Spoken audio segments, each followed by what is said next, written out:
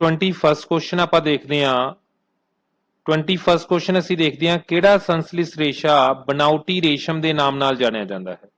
ਤਾਂ ਅਸੀਂ ਬਨਾਉਟੀ ਰੇਸ਼ਮ ਕਿਹਨੂੰ ਕਹਿੰਦੇ ਆ ਬੇਟਾ? ਰਿਓਨ ਨੂੰ। ਤਾਂ ਇਹਦਾ ਆਨਸਰ ਆਏਗਾ ਰਿਓਨ। ਆਪਾਂ ਲਰਨ ਕਰ ਲੈਣਾ ਬੇਟਾ। ਨੈਕਸਟ क्वेश्चन ਹੈ, ਮਨਦੀਪ ਨੂੰ ਅੱਜ ਪਾਠ ਪੜ੍ਹ ਕੇ ਪਤਾ ਲੱਗਿਆ ਕਿ ਕਪਾਹ ਵੀ ਇੱਕ ਬੋਲਕ ਹੈ ਜਿਸ ਨੂੰ ਸੈਲੂਲੋਜ਼ ਆਖਦੇ ਹਨ। ਸੈਲੂਲੋਜ਼ ਕਿਹੜੀਆਂ ਛੋਟੀਆਂ-ਛੋਟੀਆਂ ਇਕਾਈਆਂ ਤੋਂ ਮਿਲ ਕੇ ਬਣਿਆ ਹੁੰਦਾ ਹੈ? ਸਾਨੂੰ ਪਤਾ ਹੈ ਬੇਟਾ ਵੀ ਜਿਹੜਾ ਕਾਟਨ ਹੈ ਉਹ ਇੱਕ ਬੋਲਕ ਹੈ, ਹਨਾ ਜੀ, ਕਿਉਂਕਿ ਉਹ ਆਪਣੇ ਕੋਲ ਰੇਸ਼ਾ ਹੈ, ਬੋਲਕ ਹੈ। ਤਾਂ ਇਹ ਕਈਆਂ ਇਹਨੂੰ ਅਸੀਂ ਸੈਲੂਲੋਜ਼ ਕਹਿ ਦਿੰਦੇ ਆ। ਜਿਸ ਤਰ੍ਹਾਂ ਆਪਾਂ ਕਹਿੰਦੇ ਆ ਬੋਲਕ ਜਿਹੜਾ ਹੈ ਉਹ ਬਹੁਤ ਸਾਰੇ ਇਕਲਕਾਂ ਤੋਂ ਮਿਲ ਕੇ ਬਣਿਆ ਹੁੰਦਾ ਹੈ, ਮੋਨੋਮਰਸ ਤੋਂ ਮਿਲ ਕੇ ਬਣਿਆ ਹੁੰਦਾ ਹੈ। ਤਾਂ ਉਹ ਕਿਹੜੀ ਛੋਟੀ-ਛੋਟੀ ਇਕਾਈਆਂ ਤੋਂ ਮਿਲ ਕੇ ਬਣਿਆ ਸੈਲੂਲੋਜ਼? ਉਹ ਹੁੰਦੀਆਂ ਬੇਟਾ ਗਲੂਕੋਜ਼। ਗਲੂਕੋਜ਼ ਕਈ ਵਾਰ ਕੰਬਾਈਨ ਕਰ ਜਾਂਦਾ ਹੈ, ਤਾਂ ਆਪਣੇ ਕੋਲ ਬਹੁਤ ਜ਼ਿਆਦਾ ਵਾਰ ਜਦੋਂ ਇਹ ਬਾਰ-ਬਾਰ ਕੰਬਾਈਨ ਕਰਦਾ ਤਾਂ ਸਾਡੇ ਕੋਲ ਸੈਲੂਲੋਜ਼ ਬਣਦਾ ਬੇਟਾ। ਅੱਗੇ ਦੇਖਦੇ ਹਾਂ ਅਸੀਂ 23 क्वेश्चन है,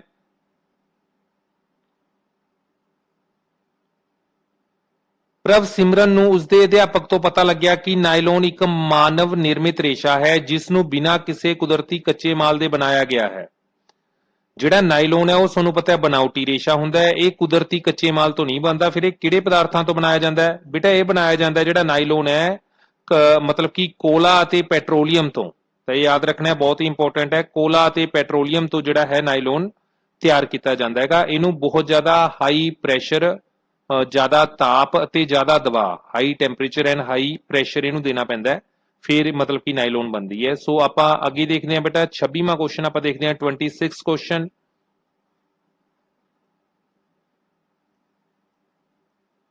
ਚਲੋ ਉੱਪਰ 25 ਤੋਂ ਬਾਅਦ ਫਿਰ 24 ਆ ਗਿਆ, ਕੋਈ ਗੱਲ ਨਹੀਂ। ਚਲੋ ਇਹ ਕੁਝ ਹੋਰ क्वेश्चन ਦਿੱਤੇ ਹੋਏ ਆ, ਕੋਈ ਗੱਲ ਨਹੀਂ, ਪ੍ਰਿੰਟਿੰਗ ਐਰਰ ਹੈ ਉਰੇ।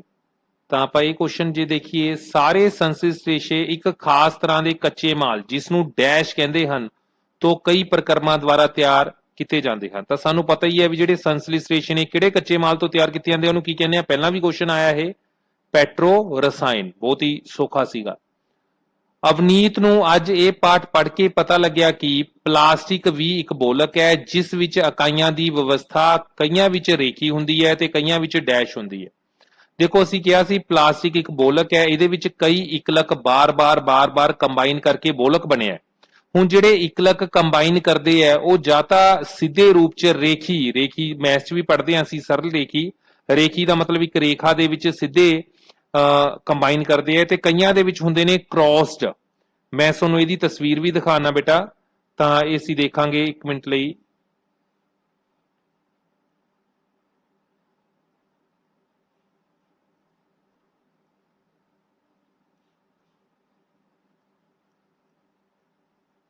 ਹਾਂ ਬੇਟਾ, ਤੇ ਇੱਥੇ ਤੁਸੀਂ ਦੇਖ ਰਹੇ ਹੋ ਜਿਹੜਾ ਆ ਅਰੇਂਜਮੈਂਟ ਸਾਨੂੰ ਉੱਪਰ ਦਿਖਾਇਆ ਗਿਆ ਹੈ ਇਹ ਰੇਖੀ ਅਰੇਂਜਮੈਂਟ ਹੈ ਜਿਹਦੇ ਵਿੱਚ ਆ ਇਕਲਕ ਲੱਗੇ ਆ। ਦੇਖੋ ਸਿੱਧੇ ਕੰਬਾਈਨ ਕੀਤੇ ਹੈਗੇ, ਇਹ ਆਪਣੇ ਕੋਲ ਰੇਖੀ ਇੱਕ ਲੜੀ ਬਣੀ ਹੈ ਬੋਲਕ ਦੇ ਵਿੱਚ।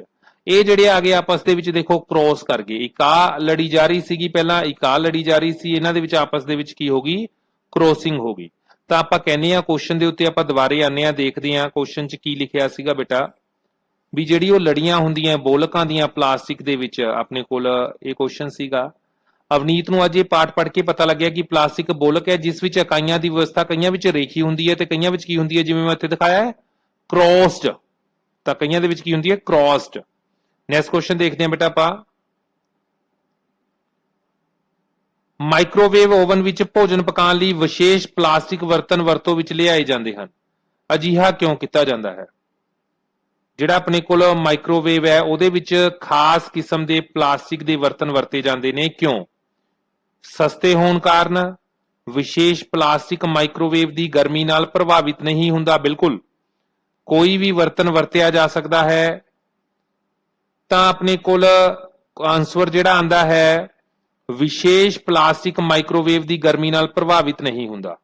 ਤਾਂ ਉਹਦੇ ਵਿੱਚ ਅਸੀਂ ਇੱਕ ਸਪੈਸ਼ਲ ਕਿਸਮ ਦੀ ਵਿਸ਼ੇਸ਼ ਪਲਾਸਟਿਕ ਦੇ ਬਰਤਨ ਰੱਖਦੇ ਹਾਂ, ਬਿਕੋਜ਼ ਜੇ ਅਸੀਂ ਆਮ ਪਲਾਸਟਿਕ ਰੱਖ ਦਾਂਗੇ ਮਾਈਕ੍ਰੋਵੇਵ ਦੇ ਵਿੱਚ ਜਿਹੜਾ ਤਾਪ ਪੈਦਾ ਹੁੰਦਾ ਉਹਦੇ ਨਾਲ ਉਹ ਪਲਾਸਟਿਕ ਪਿਘਲ ਜੇਗੀ, ਫਿਰ ਉਹ ਸਾਡੇ ਖਾਣੇ ਦੇ ਵਿੱਚ ਵੀ ਮਿਕਸ ਹੋ ਜੇਗੀ। ਠੀਕ ਹੈ ਜੀ, ਤਾਂ ਉਹ ਅਸੀਂ ਵਰਤ ਨਹੀਂ ਸਕਦੇ। ਤਾਂ ਅਜਿਹੀ ਪਲਾਸਟਿਕ ਵਰਤਾਂਗੇ ਇੱਕ ਸਪੈਸ਼ਲ ਕਿਸਮ ਦੀ ਜਿਹੜੀ ਕਿ ਮਾਈਕ੍ਰੋਵੇਵ ਦੀ ਗਰਮੀ ਦੇ ਨਾਲ ਨਾ ਪਿਘਲੇ, ਨਾ ਪ੍ਰਭਾਵਿਤ ਹੋਵੇ। ਤਾਂ ਇਹਦਾ ਆਨਸਰ ਜੋ ਸਾਡੇ ਕੋਲ ਆ ਜਾਏਗਾ ਉਹ ਆਨਸਰ ਕੀ ਹੈ? ਇਹਦਾ ਆਨਸਰ ਆਪਣੇ ਕੋਲ ਹੈ ਬੇਟਾ ਆੜਾ। ਤਾਂ 28th क्वेश्चन ਸਾਡੇ ਕੋਲ ਕੀ ਹੈ?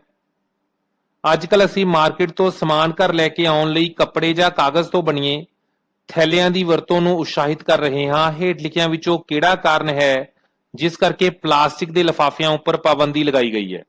ਆਪਾਂ ਨੂੰ ਪਤਾ ਹੀ ਹੈ ਵੀ ਅਸੀਂ ਕਹਿੰਦੇ ਆ ਵੀ ਕੱਪੜੇ ਦੇ ਜਾਂ ਕਾਗਜ਼ ਦੇ ਲਿਫਾਫੇ ਵਰਤੋ, ਥੈਲੇ ਵਰਤੋ, ਪਲਾਸਟਿਕ ਦੇ ਲਿਫਾਫੇ ਨਾ ਵਰਤੋ। ਇਹ ਕਿਉਂ? ਪਲਾਸਟਿਕ ਦੇ ਲਿਫਾਫੇ ਕਿਉਂ ਨਾ ਵਰਤੋ? ਕਿਉਂਕਿ ਇਹ ਸਸਤੇ ਹੁੰਦੇ ਨੇ। ਇਹ ਤਾਂ ਕੋਈ ਕਾਰਨ ਵਾਜਬ ਜਾਂ ਨਹੀਂ ਹੋਇਆ। ਇਹ ਜੈਵ ਵਿਘਟਨਸ਼ੀਲ ਹਨ। ਵੈਸੇ ਪਲਾਸਟਿਕ ਜੈਵ ਵਿਘਟਨਸ਼ੀਲ ਹੁੰਦੀ ਨਹੀਂ, ਆਪਾਂ ਨੂੰ ਪਤਾ ਹੀ ਹੈ। ਠੀਕ ਹੈ, ਇਹ ਤਾਂ ਗਲਤ ਹੈ। ਇਹ ਕੁਦਰਤੀ ਰੇਸ਼ਿਆਂ ਮੁਕਾਬਲੇ ਮਜ਼ਬੂਤ ਹਨ। ਇਹ ਵੀ ਕੋਈ ਖਾਸ ਨਹੀਂ ਹੋਇਆ। ਤਾਂ ਆਪਣੇ ਕੋਲ ਇਹ ਜੈਵ ਅਵਿਘਟਨਸ਼ੀਲ ਹਨ। ਬਿਲਕੁਲ ਠੀਕ ਹੈ ਜੀ। ਤਾਂ ਇਹਦਾ ਆਨਸਰ ਆਪਣੇ ਕੋਲ ਕੀ ਹੈ? ਇਹ ਜੈਵ ਅਵਿਘਟਨਸ਼ੀਲ ਹਨ। ਪਲਾਸਟਿਕ ਦੇ ਲਿਫਾਫੇ ਤਾਂ ਨਹੀਂ ਵਰਤਣੇ ਚਾਹੀਦੇ ਕਿਉਂਕਿ ਇਹ ਜੈਵ ਅਵਿਘਟਨਸ਼ੀਲ ਹਨ। ਇਹਨਾਂ ਦਾ ਵਿਘਟਨ ਨਹੀਂ ਹੁੰਦਾ, ਇਹ ਗਲਦੇ ਸੜਦੇ ਨਹੀਂ, ਇਹ ਧਰਤੀ ਦੇ ਉੱਤੇ ਕੂੜਾ ਕਰਕਟ ਹਨ। ਇਸ ਲਈ ਸਾਨੂੰ ਪਲਾਸਟਿਕ ਦੇ ਲਿਫਾਫਿਆਂ ਦੀ ਵਰਤੋਂ ਬਹੁਤ ਘੱਟ ਕਰਨੀ ਚਾਹੀਦੀ ਹੈ। ਤਾਂ ਆਪਾਂ ਨੈਕਸਟ ਕੁਐਸਚਨ ਦੇਖਦੇ ਹਾਂ ਬੱਚੇ।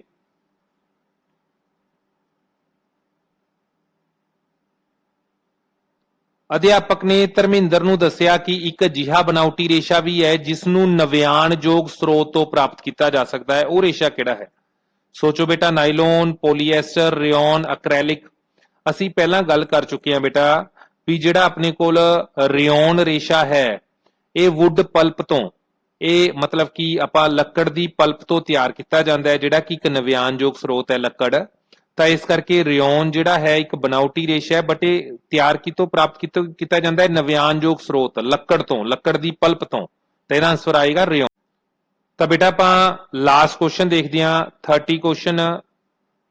ਨਰੇਸ਼ ਪਹਾੜ ਦੀ ਚੜ੍ਹਾਈ ਕਰਨਾ ਚਾਹੁੰਦਾ ਹੈ, ਉਸ ਨੂੰ ਹੇਠ ਲਿਖਿਆਂ ਵਿੱਚੋਂ ਕਿਹੜੀ ਰੱਸੀ ਦਾ ਇਸਤੇਮਾਲ ਕਰਨਾ ਚਾਹੀਦਾ ਹੈ? ਬੇਟਾ ਬਹੁਤ ਹੀ ਸੌਖਾ ਹੈ, ਤੁਸੀਂ ਇਹਦਾ ਆਨਸਰ ਬੁੱਝ ਲਿਆ ਹੋਵੇਗਾ।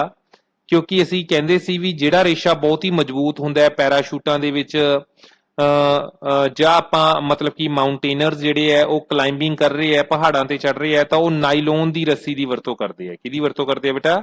ਨਾਈਲੋਨ ਦੀ ਰੱਸੀ ਦੀ। ਠੀਕ ਹੈ ਜੀ। ਤਾਂ ਇਹ ਸੀ ਬੇਟਾ 3rd ਚੈਪਟਰ ਜਿਹਦੇ 30 MCQ ਆਪਾਂ 3 ਡਿਫਰੈਂਟ ਵੀਡੀਓਜ਼ ਦੇ ਵਿੱਚ ਕਵਰ ਕੀਤੇ।